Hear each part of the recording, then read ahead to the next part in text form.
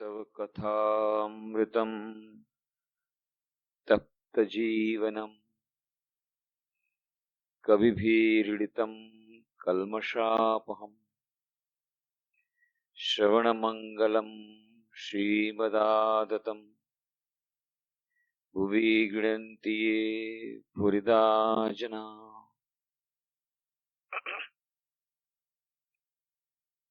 श्री रामकृष्ण कथामृत पर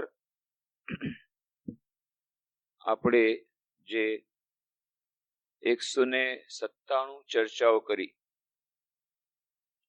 તેમાં આપણે જોયું કે કેવી રીતે શ્રી રામકૃષ્ણ દેવ સાથે માસ્ટર મહાશય મહેન્દ્રનાથ ગુપ્ત એમનું આકસ્મિક મિલન થાય છે। નીકળ્યા હતા, તેઓ ઘરમાંથી બહાર નીકળી ગયા હતા। એકમાત્ર ઈરાદો હતો, ઘરમાં કંકાસ હતો અને અત્યંત મન ઉદ્વિગ્ન હતું અને નીકળ્યા હતા આત્મહત્યાના ઈરાદાથી। પણ કેવી રીતે આકસ્મિક રીતે શ્રી રામકૃષ્ણ દેવના સંપર્કમાં આવે છે અને એમને નવું જીવન મળે છે। અને શ્રી માસ્ટર માસે પોતે જ કહે છે કે જાણે એ દિવ્ય મુલાકાત દિવ્ય યોજના પ્રમાણે થઈ, કારણ કે એક અઠવાડિયા પછી પાછું એ પરિવારનું જે મુખ્ય સંકટ હતું એ ટળી ગયું અને પાછા તેઓ ઘરે જાય છે। જાણે કે તે ઘરથી નીકળ્યા હતા શ્રી રામકૃષ્ણ દેવ સાથે જેમણે મુલાકાત માટેની આ બધી યોજના હતી। અને કેવી રીતે શ્રી રામકૃષ્ણ દેવના સંપર્કમાં આવીને માસ્ટર મહાશયને મહેન્દ્રનાથ ગુપ્ત મને એક નવું જીવન મળે છે, ખરેખર નવું જીવન મળે છે, આત્મહત્યામાંથી ઉગરી જાય છે, આશાનું કિરણ મળે છે। અને પછી પાછળથી કેવી રીતે તેઓ શ્રી રામકૃષ્ણ દેવ પાસે જે મોર વારંવાર અફીમનું સેવન કરવા આવે, એ એટલો આનંદનો નશો લાગી જાય છે, વારંવાર આવે છે। અને કેવી રીતે ડાયરી એમણે જે લખી રાખે છે એમના પ્રસંગોની, એ પુસ્તક આકારે પ્રકટ થાય છે, એ બધી આપણે ચર્ચા કરી હતી। અને પછી કેવી રીતે એ પુસ્તક પાછું કેટલાય લોકોના જીવનમાં નવો ઉત્સાહ, નવી આશા અને નવું જીવન બક્ષી રહ્યું છે। કથામૃતનું પુસ્તક લાખો લોકોના મનમાં આજે પણ એ નવું જીવન મળી રહ્યું છે। કેટલાય લોકો આત્મહત્યામાંથી ઉગરી ગયા। એ બધું કથામૃતનું જાદુ એ લેખમાં આપવામાં આવ્યું છે શ્રી રામકૃષ્ણ જ્યોતના દીપોત્સવી અંકમાં। અને એ જાદુના જાદુગર પણ પોતે શ્રી રામકૃષ્ણ છે, એ બધી વાતો પણ આપણે કરી હતી। અને ક્રિસ્ટોફર ઈશ્વર જેમ કહે છે, if I can use any one word for the gospel, that is the word now, NOW, એટલે કે હમણાં જ। શ્રી રામકૃષ્ણ કથામૃતની સૌથી મોટામાં મોટી ઉપલબ્ધિ એ કે શ્રી રામકૃષ્ણ દેવ અવતારોમાં વરિષ્ઠ, જેમને શ્રી રામકૃષ્ણ દેવને માટે સ્વામી વિવેકાનંદે કહ્યું તો અવતાર વરિષ્ઠ, the latest and the most perfect અવતાર, આપણા યુગના સૌથી શ્રેષ્ઠ અને સૌથી આધુનિક એવા અવતાર। એ આધુનિક હોવા છતાં પણ આપણને ક્યારેક ક્યારેક એવો કોઈકને અફસોસ થાય છે કે અરે 120 વર્ષ પહેલા આપણે જન્મ્યા હોત તો કેવું સારું થાત, ત્યાં દક્ષિણેશ્વરમાં જાત, શ્રી રામકૃષ્ણ દેવ પાસે બેસત। તો એ શ્રી રામકૃષ્ણ દેવ જે આજથી 120 વર્ષ પહેલાના અને આપણે આજે આ કાળમાં છીએ, એ બે કાળ વચ્ચેનો જે ખાઈ છે, એ ખાઈને પુરવાર કરવા જાણે કથામૃત પૂરણ કરી આપે છે। કથામૃત વાંચીએ છીએ ત્યારે લાગે છે કે આપણે પોતે પણ ત્યાં હાજર છીએ દક્ષિણેશ્વરમાં, અને જે સુંદર વર્ણન આપે છે, માસ્ટર મહાશય બેઠા છે, ભક્તો બેઠા છે। એ કથામૃત વાંચી વખતે એક સંન્યાસી કહેતા હતા, કથામૃત વાંચવું ત્યારે એમ વાંચવું જ્યારે શ્રી રામકૃષ્ણ દેવની સાક્ષાત ઉપસ્થિતિ છે। અને એમાં વર્ણન આવે, કેવી રીતે સુંદર વર્ણન આવે, દક્ષિણેશ્વરનું મંદિર છે, ત્યાં શ્રી રામકૃષ્ણનો ઓરડો છે, નાટપાટ પર બેસીને માસ્ટર મહાશય વાતો કરે, શ્રી રામકૃષ્ણ દેવ વાતો કરે છે, માસ્ટર મહાશય બેઠા છે, રામ બેઠા છે, આ બેઠા છે, અન્ય ભક્તો બેઠા છે, અને પછી એમાં બ્રેકેટ લગાડી દેવાનું કૌંસમાં કે હું પણ બેઠો છું અથવા હું પણ બેઠી છું. આ કૌંસમાં લગાડવાનું છે એ પોતાની રીતે. અને એવી રીતે કલ્પના કરવાની છે કે જ્યારે શ્રી રામકૃષ્ણ દેવ હતા આપણે પણ ત્યાં છે, અને કેવી રીતે એમની વાણીનો આપણે અદ્ભુત લાવો લઈ રહ્યા છે. એ શ્રી રામકૃષ્ણ કથામૃત આપણને એ એક બ્રિજનું કામ કરે છે, એક પુલનું કામ કરે છે. ત્યારનો વખત અને આજનો વખત આપણે જાણે કે શ્રી રામકૃષ્ણ સાથે પહોંચી જઈએ છીએ. આ શ્રી રામકૃષ્ણ કથામૃતની સૌથી મોટી વિશેષતા. તો શ્રી રામકૃષ્ણ દેવના શ્રી રામકૃષ્ણ કથામૃતના પ્રથમ ભાગના 11મા ખંડના 6થા અધ્યાય સુધીની આપણે ચર્ચા કરી હતી. ખંડ 11મો, અધ્યાય 7મો. શ્રી રામકૃષ્ણની પૂજા. ઠાકુર શ્રી રામકૃષ્ણ આજ સંધ્યા આરતી થયા પછી દક્ષિણેશ્વર કાલી મંદિરમાં દેવી ઉભા ઉભા દર્શન કરી રહ્યા છે, અને ચામર લઈને થોડીક વાર વાયુ ઢોળે છે. ગ્રીષ્મકાળ, જેઠ સુદ ત્રીજ, તારીખ 8મી જૂન 1883, આજથી ઠીક 120 વર્ષ અને થોડા 4 મહિના પહેલા. આજે સંધ્યાકાળ થઈ ગયા પછી કલકત્તાથી રામ એટલે કે રામચંદ્ર દત્ત, કેદાર ચેટર્જી, તારક એટલે કે સ્વામી શિવાનંદજી પાછળથી જેઓ બન્યા, ઠાકુરને માટે ફૂલ, ફળ, મીઠાઈ વગેરે લઈને એક ઘોડાગાડી કરીને આવ્યા છે. શ્રીયુત કેદારની ઉંમર લગભગ 50 હશે. એ મહાન ભક્ત. ઈશ્વર સંબંધે વાતો થતાં જ તેના નેત્રો જળથી ભરાઈ જાય. પહેલા બ્રાહ્મ સમાજમાં આવજા કરતા, ત્યાર પછી કરતા ભજા, નવરસિક વગેરે કેટલાય પંથોમાં ભળીને છેવટે ઠાકુર શ્રી રામકૃષ્ણના ચરણનું શરણ લીધું છે. કરતા ભજા, નવરસિક એ બધા સંપ્રદાયો એ તંત્રોથી જોડાયેલા બધા સંપ્રદાયો બંગાળમાં ત્યારે એમનું બહુ ચલન હતું. સરકારમાં એકાઉન્ટન્ટનું કામ કરે છે. તેનું ઘર કાચડાપાડાની નજીક હાલી શહર ગામમાં. શ્રીયુત તારકની ઉંમર 24 વર્ષ હશે.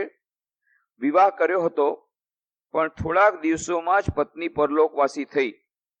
તેમનું ઘર બારાસત ગામમાં. તેમના પિતા એક ઉચ્ચ કોટીના સાધક.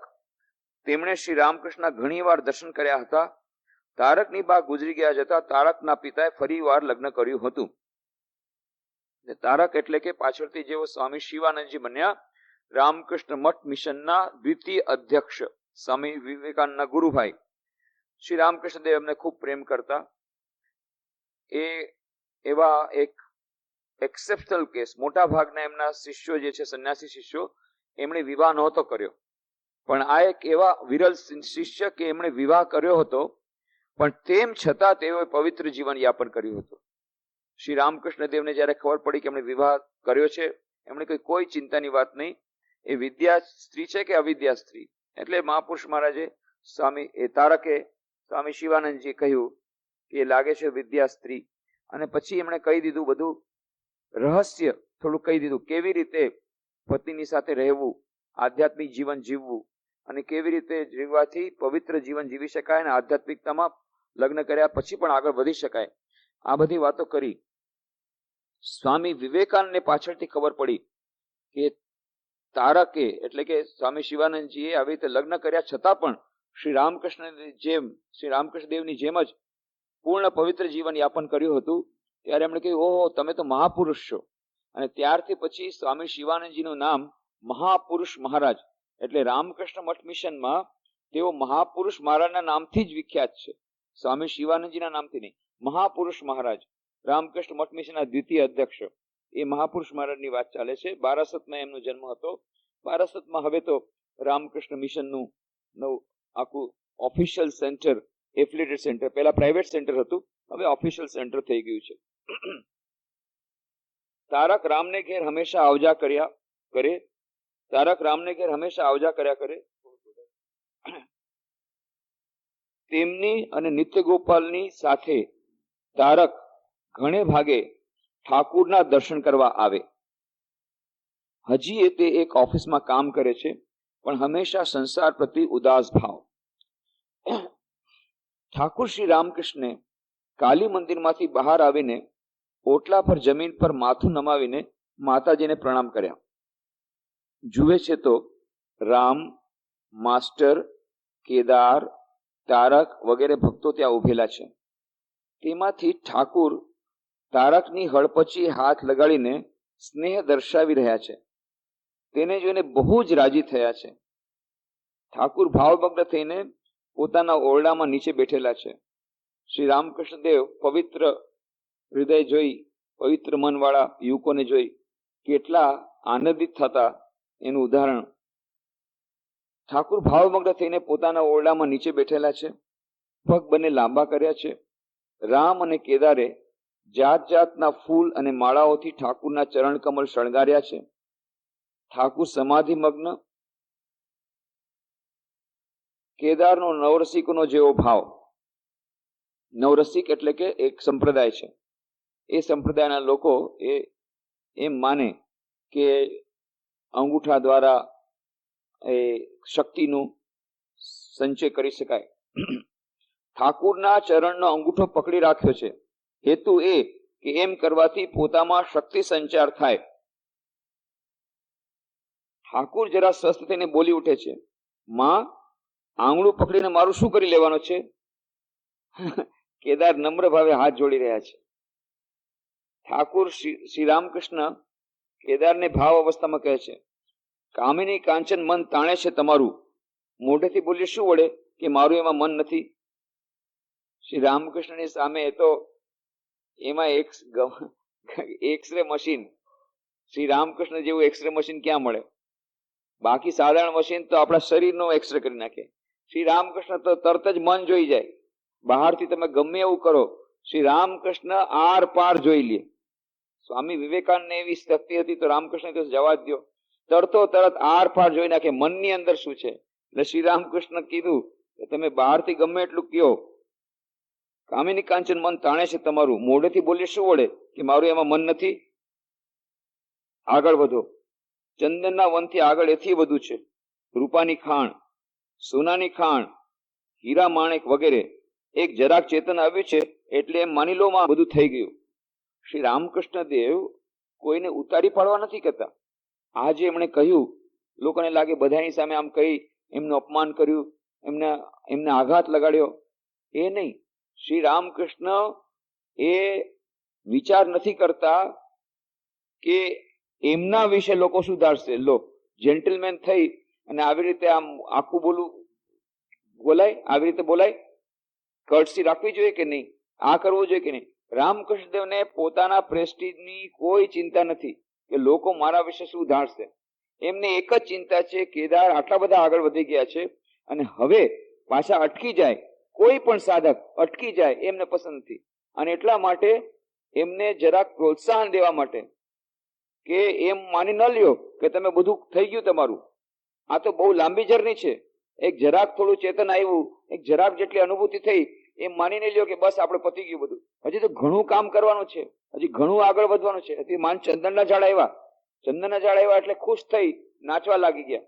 અરે પણ ચંદનના ઝાડ આવ્યા, પણ ચંદનના ઝાડથી આગળ પણ વધો, હજી આગળ વધો. રૂપાની ખાણ આવશે, પેલા બ્રહ્મચારી કીધું તું કઠિયારાને, અને પછી સોના ચાંદીની ખાણ, સોનાની ખાણ, હીરા માણેક. આગળ વધતા જશો એમ હજી આગળ વધશે. આપણને એમ લાગે કે આટલું થઈ ગયું, બસ ઘણું મળી ગયું. તો આ એક સિદ્ધાંત શ્રી રામકૃષ્ણ દેવ કહે છે, જેટલી સંસારી વસ્તુમાં જેટલો સંતોષ રાખી શકાય એટલો સારો. સંતોષ રાખવો. ઠીક છે, 2 રોટલી મળી ગયું, કપડા મળ્યા, તો કબીરનું ભજન છે, 2 રોટી 1 લંગોટી તેરે દ્વાસ મેં તાર મેં પાયા. તો 2 વસ્ત્રો મળી ગયા, ખાવાનું મળી ગયું, મોટા ભાટ મોટા કાપડ. શ્રી રામકૃષ્ણની લેંગ્વેજ, એક કોડ લેંગ્વેજ. મોટા ભાત મોટા કાપડ હોલી હોલો. મોટા ભાત એટલે કે જાડા ભાટ, અને મોટા કાપડ એટલે કે જાડું કાપડ. પહેરવા માટે 2 કપડા મળી ગયા. કપડા, રહેવાની થોડીક નાનકડી જગ્યા અને ખાવાનું. આ હોવું જરૂરી છે. જો એ નહીં હોય તો મન ભગવાનમાં નહીં લાગે, ભૂખ્યા પેટે ધર્મ નહીં થાય. આ બહુ જરૂરી છે. પણ આ મળી ગયા પછી, એના પછી પણ હજી રાત દિવસ ધન સંપત્તિની પાછળ એટલી બધી દોટ મૂકે એ ભગવાનને સાવ ભૂલી જાય એ બરાબર નહીં. પછી સંતોષ માનવો જોઈએ. ઠીક છે, શ્રી રામકૃષ્ણે કીધું છે 2 કપડા, આપણે 2 કપડાને બદલે 2 મોટર ગાડી તો આવી ગઈ, પતી ગયું. 2 મકાને થઈ ગયા, કપડા 2 ને બદલે 20 થઈ ગયા, 2 રોટલી ને બદલે 20 રોટલી. ચાલો પછી તો સંતોષ, પછી સંતોષ માનવા. અને પછી શ્રી રામકૃષ્ણ કહે છે સંસારી વસ્તુમાં સંતોષ માનવો.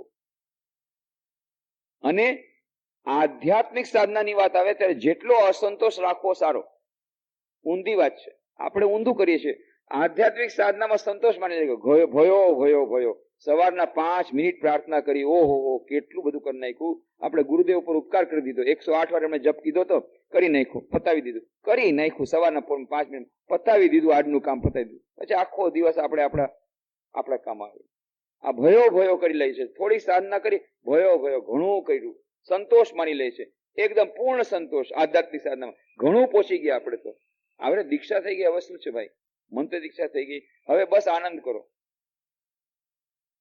તો શ્રી રામકૃષ્ણ ઊંધું કે છે સંસારિક વસ્તુઓમાં સંતોષ રાખો.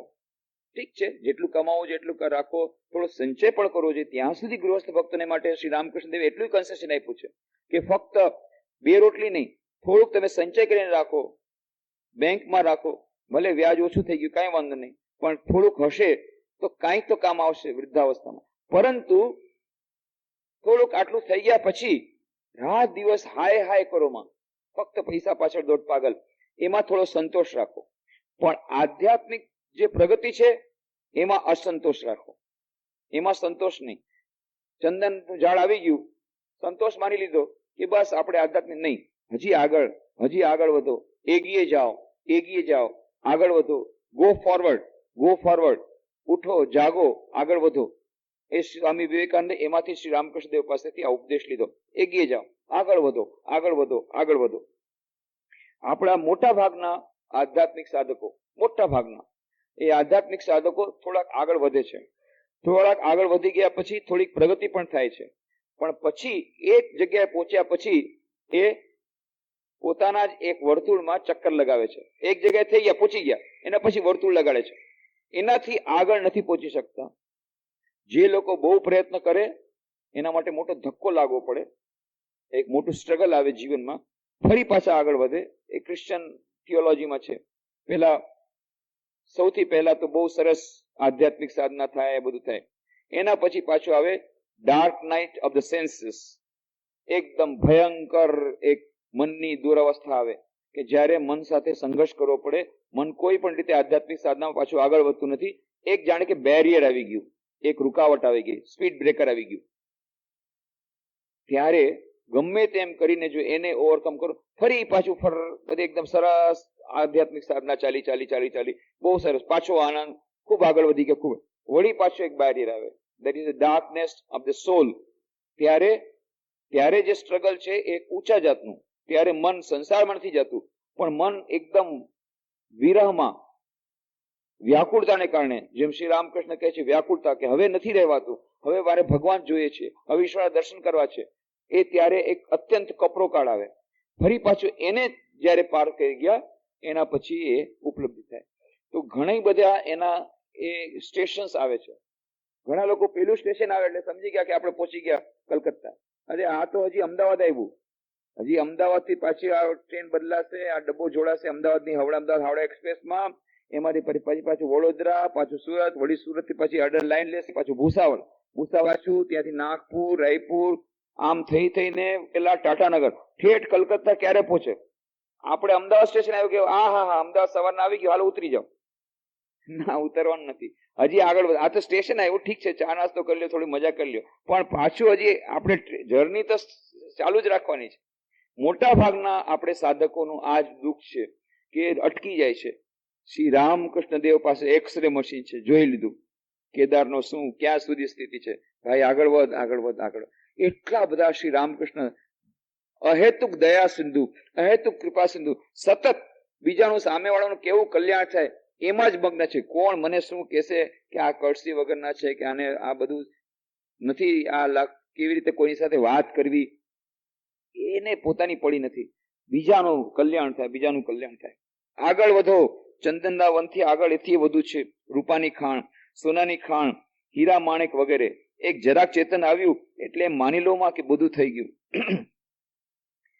ઠાકુર વળી પાછા જગન માતાની સાથે વાતો કરી રહ્યા છે. બોલે છે, માં આને હટાવી લો. એ સાંભળતા જ કેદારનું ગળું સુકાઈ ગયું. ભયભીત થઈને રામને કહે છે, ઠાકુર આ શું કહે છે? ઓહો, વિચાર કરો શું સ્થિતિ હશે એની. અને આ માસ્ટર મહાશય જુઓ, કેદારનું ગળું સુકાઈ ગયું એમને કેવી ખબર પડી? કેદારનું મુખ પડી ગયું એ કહી શકે, મુખ મ્લાન થઈ ગયું, એનું ગળું સુકાઈ ગયું. ગળું તો કેદારનું સુકાયું, પણ માસ્ટર મહાશયનું ગળું સુકાઈ ગયું હશે આ સાંભળીને. એટલે એને લાગ્યું કે મારું ગળું સુકાઈ ગયું તો આનું આપણું ગળું સુકાઈ જાય. આપણી સામે શ્રી રામકૃષ્ણ કોઈને કહે કે આને હટાવી લ્યો, ભગવાન પોતે જો કોઈને કે આને હટાવી લ્યો તો પછી જાવું ક્યાં? જાવું ક્યાં? કેવી ભયંકર વાત. આમાં ગળું તો સુકાવાની જ વાત છે. એટલે માસ્ટર મહાશય કહી જ દીધું કે આનું ગળું સુકાઈ ગયું. ગળું સુકાઈ ગયું હશે એમ નથી લખ્યું, કારણ કે એનું પોતાનું ગળું સુકાઈ ગયું હશે માસ્ટર મહાશય કે મારું ગળું સુકાઈ ગયું તો એના બિચારા તો સુકાઈ ગયું. આવું કે પછી ગળું ન સુકાઈ જાય? કેવી ભયંકર વાત. માને જગદંબાને કે છે ને મારા કાઢી નાખો. ઓહો, કેટલી ભયંકર વાત. તો કેદારનું ગળું સુકાઈ ગયું. ભયભીત થઈને રામને કહે છે, ઠાકુર આ શું કહે છે? શ્રીયુત રાખાલને જોઈને ઠાકુર વળી ભાવમગ્ન થાય છે. રાખાલને સંબોધીને કહે છે, હું ઘણા દિવસ થયા અહીંયા આવ્યો છું, તું ક્યારે આવ્યો? ઠાકુર શું સૂચન કરીને બોલી રહ્યા છે? એ પોતે ઈશ્વરનો અવતાર અને રાખાલ તેમનો એક પાર્ષદ અંતરંગણ. આ માસ્ટર મહાશય કેવી બુદ્ધિ એમને. આપણે હોય તો લાગે કે ઠાકુર રાખાલ કે હું ઘણા દિવસ અહીંયા આવ્યો છું, તું ક્યારે આવ્યો? એટલે એને એમ લાગે આ દક્ષિણેશ્વરમાં ઘણા દિવસ થયા આવ્યો છું. અને તું ક્યારે આવ્યો? એટલે તું આ મારી પાસે અહીંયા ક્યારે આવ્યો? અત્યારે, થોડીક વાર પહેલા. આપણે એવું અર્થઘટન કરીએ, પણ માસ્ટર મહાશય અત્યંત સૂક્ષ્મ બુદ્ધિ ભાવ અવસ્થામાં છે. શ્રી રામકૃષ્ણ અત્યારે પોતાને અવતાર ઈશ્વર તરીકે જુએ છે. ઈશ્વરના અવતાર તરીકે જાણે કે કહે છે હું પૃથ્વી પર ઘણા દિવસથી આવ્યો છું. અને રાખાલને પૂછે છે તું ક્યારે આવ્યો? આવી રીતે માસ્ટર મહાશય જો ન હોત તો એ આપણે આ રામકૃષ્ણ કથામૃતના માધ્યમથી જે શ્રી રામકૃષ્ણની અપૂર્વ લીલા અને અપૂર્વ જે વાતો ન તો એ આપણે સાંભળી શકત, ન આપણે સમજી શકત, સાંભળી પણ ન શકત અને સમજી તો બિલકુલ જ નહીં શકત. એની વાતો માન લો શ્રી રામકૃષ્ણ જે વાતો કરી એમને એમ શ્રી માસ્ટર મહાશય મૂકી દેત અત્યારે, આ છેલ્લું વાક્ય ન મૂકત તો આપણને એમ લાગત રામકૃષ્ણ દેવ કહી રહ્યા છે રાખાલને તું ક્યારે આવ્યો? એટલે કે અડધી કલાક પહેલા આવ્યો કે 15 મિનિટ પહેલા આવ્યો. પણ આ જે સૂક્ષ્મ બુદ્ધિ અત્યંત આધ્યાત્મિક અવસ્થામાં આગળ વધેલા છે માસ્ટર મહાશય, એટલે આ ઇન્ટરપ્રિટેશન એ વ્યાખ્યા કરી શકે છે. ખંડ 11મો, અધ્યાય 8મો, શ્રી રામકૃષ્ણનું આત્મચરિત્ર કથન. ઠાકુર શ્રી રામકૃષ્ણ દક્ષિણેશ્વર મંદિરમાં પોતાના ઓરડામાં ક્યારેક ઉભા તો ક્યારેક બેઠા બેઠા ભક્તો સાથે વાતો કરે છે. આજ રવિવાર 10મી જૂન ઈસવીસન 1883 જેઠ સુદ 5મ 10 વાગ્યાનો સમય. રાખાલ, માસ્ટર, લાટુ, કિશોરી, રામલાલ, હાજરા વગેરે કેટલાય છે. માસ્ટર એટલે કે માસ્ટર મહાશય મેનાર ગુપ્તમાં, રાખાલ એટલે સ્વામી બ્રહ્માનંદજી થયા, લાટુ પાછળથી સ્વામી અદભુતાનંદજી, કિશોરી એટલે કે કિશોરીનાથ ગુપ્ત એ માસ્ટર મહાશયના નાના ભાઈ હતા, બ્રાહ્મ સમાજી હતા, બહુ સારું ગીત ગાતા હતા. રામલાલ એટલે શ્રી રામકૃષ્ણ ભત્રીજા રામલાલ ચટ્ટોપાધ્યાય. હાજરા પ્રતાપચંદ્ર હાજરા મહાશય તો આપણે જાણીએ જ છીએ. ઠાકુર પોતાના ચરિત્રનું પૂર્વ ઇતિહાસનું વર્ણન કરે છે. શ્રી રામકૃષ્ણ ભક્તોને ત્યાં દેશમાં નાનપણમાં મને સ્ત્રી પુરુષો સૌ ચાહતા, મારા ગીત સાંભળતા, તે મળી હું લોકોની આબેહૂબ નકલ કરી શકતો. એ બધું તેઓ જોતા અને સાંભળતા. તેમના ઘરની વહુઓ મારા સારું ખાવાની ચીજો રાખી મૂકતી. કોઈ મારા પર અવિશ્વાસ રાખતું નહીં. સૌને લાગતું કે જાણે ઘરનો છોકરો. એ શ્રી રામકૃષ્ણની કામાર પુકુરની બાલ્ય લીલા એટલે જાણે શ્રી કૃષ્ણ ભગવાનની વ્રજ લીલા એકદમ આબેહૂબ. જેમ શ્રી કૃષ્ણ ભગવાને બધી ગોપિકાઓ ખૂબ પ્રેમ કરે, જાણી કરીને એક તો માખણ ખવડાવે ને વળી પાછા યશોદામાને કે આ તમારો કનૈયો માખણ ચોર છે, આમ તેમ, પણ ખરેખર તો એને પ્રેમ કરે છે, એને ગમે છે કનૈયો આવીને મારા ઘરમાં આવીને માખણ ચોરે, પણ એક મીઠો રોષ પ્રકટ કરે છે. આ જે લીલા એવી જ રીતે કામારપુકુરમાં રામકૃષ્ણ દેવ જયારે એ ગદાધર એમનું નામ રાખ્યું હતું, કારણ કે ગદાધર ભગવાને ત્યાં વિષ્ણુ મંદિરમાં ત્યાં ગયા ધામમાં શ્રી રામકૃષ્ણ પિતાશ્રી ખુદીરામ ચટ્ટોપાધ્યાયને સ્વપ્ન આપ્યું હતું, એટલે એનું નામ રાખ્યું ગદાધર. પણ બધા પ્રેમથી ગદાઈ કહે છે. જેમ આને કનૈયો કહે છે એમ આને કહે છે ગદાઈ. ગદાઈ તું મારે ઘરે આવો, ગદાઈ તું મારે ઘરે. બધી સ્ત્રીઓ એ જાણે ગોપિકાઓ છે કામારપુકુરની. ગદાઈ તું મારે ઘરે આવો, ગદાઈ તું મારે ઘરે આવો. ગદાઈ નાચે છે, ગાન કરે છે, નાટક સંભળાવે છે, ઠઠ્ઠા મસ્કરી કરે છે, અને મીઠાઈ ખાય છે, ક્યારેક ત્યાં જાય છે. એ અદભુત લીલા, અદભુત મધુર લીલા શ્રી રામકૃષ્ણ દેવની. તો કહે છે શ્રી રામકૃષ્ણ પોતે, દેશમાં નાનપણમાં મને સ્ત્રી પુરુષો સૌ ચાહતા, મારા ગીતો સાંભળતા, તેમ મળી હું લોકોની આબેહૂબ નકલ કરી શકતો. નકલ કરવામાં તો શ્રી રામકૃષ્ણ કોઈ ન પહોંચે. એ પાછળથી જયારે નકલ કરતા તો એમના શિષ્યો આમ બેવડા વળી જતા હસતા હસતા, કે કોઈ સ્ત્રી કેવી રીતે આ નાચ ગાન કરે, એકદમ જાણે સ્ત્રી બનીને બતાવે, એવી રીતે કપડા પહેરી એવી રીતનું બધું કરીને બતાવે. આ બધા જે જુવાન છોકરાઓ નરેન્દ્રનાથને બધા એકદમ હસી હસીને બેવડા વળી જાય. નકલ કરવામાં ખૂબ શ્રી રામકૃષ્ણ આવડતા હતા. એ બધું તેઓ જોતા અને સાંભળતા. તેમના ઘરની વહુઓ મારા સારું ખાવાની ચીજો રાખી મૂકતી. કોઈ મારા પર અવિશ્વાસ રાખતો નહીં. સમય લાગતું કે જાણે ઘરનો છોકરો. બધાને લાગે મારો ગદાઈ, મારો ગદાઈ. પરંતુ હું સુખી કબૂતર હતો. જ્યાં સારો મજાનો સુખી સંસાર જોતો ત્યાં આવજા કરતો. જે ઘરમાં દુઃખ આફત વગેરે જોતો ત્યાંથી ભાગતો. આ જો ગદાઈ. એટલા માટે ઘરમાં હંમેશા કજિયા કંકાસ જો હોય તો ભગવાન નીકળી જાય. આ એની વાત છે. જે ઘરમાં સુખ શાંતિ હોય એ ઘરમાં જ ભગવાન આવે. મુખ્ય વાત આ છે. એટલા માટે શ્રી રામકૃષ્ણ જાણે કે ભગવાનનો જે સ્વભાવ છે બતાવે છે. સુખ્યું કબૂતર હતો. આપણને પોતાને જે ઘરમાં બહુ વધારે કજિયા કંકાસ થતા હોય, આપસમાં ઝઘડતા હોય, ત્યાં જવાની ઈચ્છા ન થાય. જ્યાં પ્રેમથી રહેતા હોય બધાય, ત્યાં આપણને આનંદ કરતા હોય. હંમેશા જોજો, જ્યારે પિકનિક પાર્ટી હશે બધા જોડાશે, પછી કોઈ આનંદનો હશે, મેરેજ સેરેમની, ઘણા બધા આવશે. પરંતુ જ્યાં દુઃખ અને કષ્ટની કોઈ ઓકેઝન હશે, કોઈક એવો કોઈ અવસર હશે, જાશે ન છૂટકે જાશે, થોડાક સમય માટે જશે, જલ્દીથી ત્યાંથી ભાગી જશે. આ તો મનુષ્યનો સ્વભાવ છે. મનુષ્યનો સ્વભાવ એવો છે કે આપણને જ્યાં સુખ અને શાંતિ હોય ત્યાં જ ગમે છે. અને ભગવાન કે છે, શ્રી રામકૃષ્ણ કહે છે, હું સુખ્યું કબૂતર હતો. ભગવાનને પણ એ જ ગમે છે. જ્યાં ઘરમાં કજિયા કંકાસ હોય, સુખ શાંતિ હોય, ત્યાં ભગવાન નિવાસ કરે.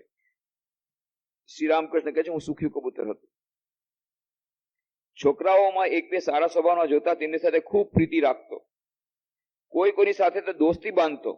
અરે એકની સાથે તો એવી ગાઢ દોસ્તી હતી કે લોકો કહેતા કે આમાંથી જો એક છોકરી હોત તો આ બંને પરણત. એટલી બધી પાકી દોસ્તી હતી. એમ શ્રી રામકૃષ્ણ પોતે કહે છે એકવાર બીજી જગ્યાએ. પણ અત્યારે તો તેઓ સંસાર વ્યવહારના કીડા થઈ ગયા છે. અત્યારે તો તેમાંથી કોઈ અહીંયા આવે ત્યારે આવીને મને કહેશે, ઓય માં, તું જેવો પાઠશાળામાં હતો અલ્યા અહીંયા પણ તેવો જ છે. એટલે કે પાઠશાળામાં હતો એવો જ. એ નાના બાળક જેવો, ત્યારે જેમ રમત ગમત કરે, મજાક કરાવે, આ કરાવે, કોઈ એનામાં સંસારની કોઈ એવી જાતની કલુષિતા એ આવ્યું નથી. એ રામકૃષ્ણ દેવ એવા જ સરળ સ્વભાવના, એવી જ રીતે મજા કરે, એવી જ વિનોદ કરે, એવી રીતે હસાવે, એવી જ રીતે કલા કરે, એવી રીતે ગાય, બધું એવું જ. એમના સહપાઠીઓ તો પછી સંસારી થઈ ગયા, મોટા થઈ ગયા, બાપ બની ગયા, અને આવીને જુએ છે કે અરે આ તો હજી બાળક જ જેવો છે, તું તો એલા જેવો છે હતો એવો જ છે, તારામાં કાંઈ પરિવર્તન નથી. એ શ્રી રામકૃષ્ણ દેવનું એક અદભુત એ એમનું ચરિત્ર કે છેવટ સુધી એ સરળતા, બાલ સુલભ સરળતા એમણે જાળવી રાખી છે. આટલી ઉંમર થયા પછી પણ એમના પોતાના મિત્રોને નવાઈ લાગે છે. પાઠશાળામાં અંકગણિતના દાખલા ગણતા માથું ભમતું, પણ ચિત્રો સરસ દોરી શકતો અને નાની નાની દેવમૂર્તિ સરસ બનાવી શકતો. કેટલાય છોકરાઓ કે ભાઈ અમે રામકૃષ્ણ દેવના ફોલોઅર છીએ, અમને માથું ભમે, ગણિત અમને જરાય ન ગમે. પણ બધા પોતપોતાની રીતે આ સગવડીયો ધર્મ લઈ લે છે.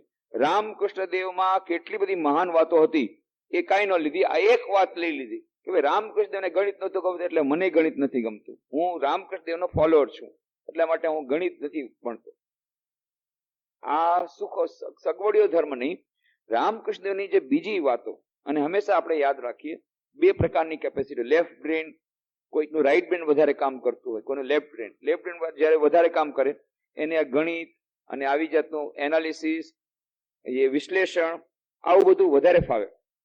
જે લોકો રાઈટ બ્રેન જેમનું વધારે કામ કરતું હોય એમને કળા વધારે ફાવે, સંગીત વધારે ફાવે, ફાઇન આર્ટ્સ વધારે ફાવે. આપણે તે આવું બધું કઈ છે જ નહીં.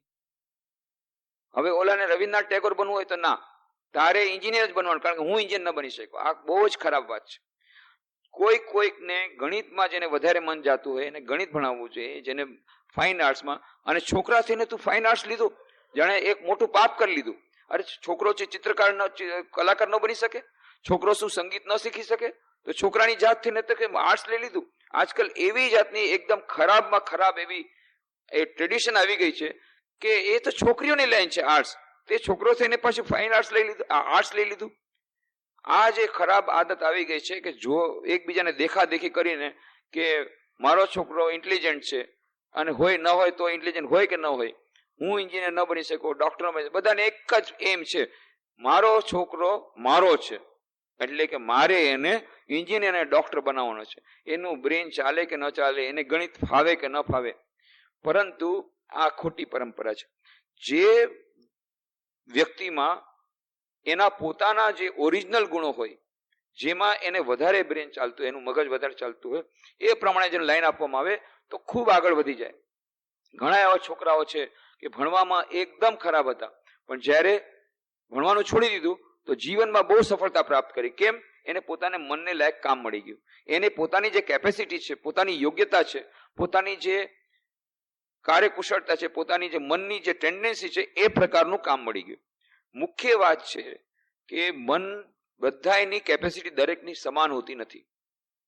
કોઈને કોઈ ક્ષેત્ર વધારે ફાવે, કોઈને કોઈ સબ્જેક્ટ વધારે ફાવે, તો જેને જે સબ્જેક્ટ વધારે ફાવતો હોય એ પ્રમાણેનો સબ્જેક્ટ એને લેવા દેવો જોઈએ. આજકાલ મા બાપ આ બધું કરતા નથી, ત્યાં સુધી કે શિક્ષકો પણ માર્ગદર્શન બરાબર આપતા નથી. હાઈલી એમ્બિશિયસ શિક્ષકને થાય કે મારો વિદ્યાર્થી મારું, એમાં એનું પોતાનો અહંકાર સંતોષાય છે કે મારો વિદ્યાર્થી 12th સાયન્સમાં પાસ થયો, અને માતા પિતાનો એનો અહંકાર સંતોષ હોય છે કે મેં સમાજમાં બતાવી દીધું કે મારો છોકરો 12th સાયન્સમાં ભણે છે. અરે પણ છોકરાનું શું, એના બિચારાનું શું? એ રાત દિવસ પરિશ્રમ કરે છે પણ એને ગણિત આવડતું નથી, અને 3 વાર ફેલ થઈને પછી આત્મહત્યા કરે. એના માટે જવાબદાર કોણ? એના માટે જવાબદાર છોકરો નહીં, પણ એના મા બાપ અને સોસાયટી અને એના શિક્ષકો, કે જેણે એને બરાબર માર્ગદર્શન ના આપ્યું. લાઈન લેતી વખતે જ એને કેવું જોઈએ કે ભલે તને 80% મળ્યા 10મા ધોરણમાં, પણ કારણ કે તને સંગીત વધારે ફાવે છે, તને ગણિત નથી ફાવતું, એટલા માટે તું આર્ટ્સ લાઈન લઈ લે. આવી જ આ જે આપણે નથી કરતા એને કારણે છોકરાઓ બિચારાઓ ખૂબ પછી પાછળથી ભોગવે છે. તો શ્રી રામકૃષ્ણ દેવને જો 12th સાયન્સમાં ભણવું પડ્યું હોત તો શું થાત? વિચાર કરો. બળજબરીથી એને 12th સાયન્સ તમે ભણાવત, એને ગણિત નથી ફાવતું, તો કેટલી વાર ફેલ થાત? તો આપણે એમ ગણત કે રામકૃષ્ણ દેવ તો બરાબર નકામા માણસ છે. પણ આપણે ભૂલી જઈએ છીએ કે કેવડા મહાન સંગીતકાર, કેવડા મોટા મ્યુઝિશિયન, કેવડા મોટા ચિત્રકાર, કેવડું એમનું આધ્યાત્મિક જ્ઞાન, એ બધું આપણે ભૂલી જઈએ છીએ. ફક્ત એટલું જ છે મેથમેટિક્સમાં નંબર મળ્યા. આપણવાની આખી રીત જ અલગ છે. પણ શ્રી રામકૃષ્ણ દેવની રીત અલગ હતી. એ આખું નાખું ચરિત્ર જોતા, બધા ગુણો એક સાથે જોતા. તો પાઠશાળામાં અંક ગણિતના દાખલા ગણતા માથું ભમતું, પણ ચિત્રો સરસ દોરી શકતો, અને નાની નાની દેવ મૂર્તિ સરસ બનાવી શકતો. સદાવ્રત અતિથિ શાળા જ્યાં નજરે ચડતા ત્યાં જતો, જેને કેટલી વાર સુધી ઉભો ઉભો જોયા કરતો. જો ક્યાંય રામાયણ કે ભાગવતનો પાઠ થતો હોય તો ત્યાં જઈને બેઠો બેઠો સાંભળતો. પણ જો વાંચનારો ઢોંગ કરી સૂર કાઢીને વાંચતો તો એની નકલ કરતો અને બીજા લોકોને સંભળાવતો, અને બીજા લોકો હસતા પણ બહુ, બધાને હસાવતા. એ નકલ કરવામાં ખૂબ જ પાવરદાર હતા. ખાસ કરીને રામકૃષ્ણ દેવ કોઈ ઢોંગ કરે ને એને જરાય પસંદ નહોતા કરતા. ઢોંગી લોકોને જરાય પસંદ નહોતા કરતા. જે ઢોંગ કરે એ શ્રી રામકૃષ્ણ બરાબર એને એની મજાક ઉડાવતા. બૈરાના ઢોંગ સારી રીતે સમજી શકતો, તેમની વાતો, અવાજ વગેરેની નકલ કરતો. બાળ વિધવા બાપને જવાબ આપે છે, એ આવી એવી સ્ત્રીને હું પારખી શકતો. એવી વિધવાએ સીધો સેથો પાડેલો હોય અને ખૂબ હોંશે હોંશે અંગે તેલ ચોડીને નાહવા બેસે. લાજ શરમ ઓછી, એની બેસવાની રીત જ જુદી. આ શ્રી રામકૃષ્ણ એટલા વર્ષો પહેલાની વાત કરે છે. ત્યારે જે સીધો સેથો પાડો, જે બહુ મોડર્ન સ્ત્રીઓ હોય, જુવાન ઉંમરની હોય, મોડર્ન હોય કે બહુ આધુનિક હોય, એ લોકો સીધો સેથો પાડતા, અને જે લોકો સિમ્પલ હોય એ લોકો સીધો સેથો ના પાડતા. પણ હવે આજકાલ તો સેથા વેથાની બધી વાત ગઈ, હવે તો બોબ્ડ હેર ને બધું આવી ગયું. એટલે આ એ જમાનાની વાત આપણે સમજી નહીં શકીએ, પણ ત્યારના વખતમાં સીધો સેથો પાડે એટલે બધાની નજર છે, ઓહો સીધો સેથો પાડેલો છે એટલે કે આધુનિક છે. પણ બાળ વિધવા છે, મુખ્ય વાત છે બાળ વિધવા છે. લગ્ન તો થશે નહીં, પણ આવી રીતે એની ઈચ્છાઓ પૂર્ણ કરે. એટલે શ્રી રામકૃષ્ણ દેવ એની પણ નકલ કરતા. કેવી રીતે આ બાળ વિધવા પોતાના બાપને જવાબ આપે છે, એ આવી એમ કરીને પાછો પોતે બોલે, એ આવી એમ કરીને બોલાવે, અને એ બાળ વિધવાની બધી નકલ કરે. કેવી રીતે નાય, કેવી રીતે વાત કરે, કેવી રીતે સીધો સેથો રાખે, આ બધું બતાવતા શ્રી રામકૃષ્ણ દેવ. એ અદભુત નકલ કરાવીને બધાને હસાવતા. એની લાજ શરમ ઓછી, એની બેસવાની રીત જ જુદી.